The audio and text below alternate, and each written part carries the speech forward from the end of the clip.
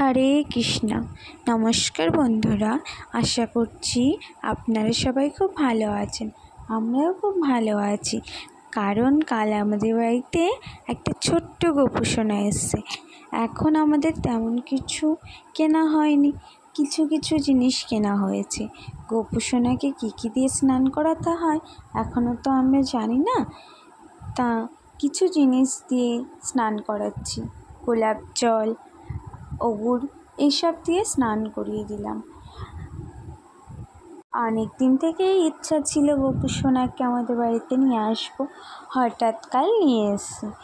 এবার তেমন কিছু আয়োজন তো করা হয়নি, আর তেমন কিছুই কেনা হয়নি। এখনও আমাদের গোপু সোনার প্রাণ প্রতিষ্ঠা হয়নি। গোপু সোনাকে সকালবেলা সেবা দিয়েছি লাড্ডু দিয়ে। এবার আমি তো জানি না কি নিয়ম করে সব কিছু করতে হয়। তোমরা যদি জানো তাহলে আমাকে কমেন্টে জানিয়ে দিও, যাতে আমি সেগুলোই করতে পারি।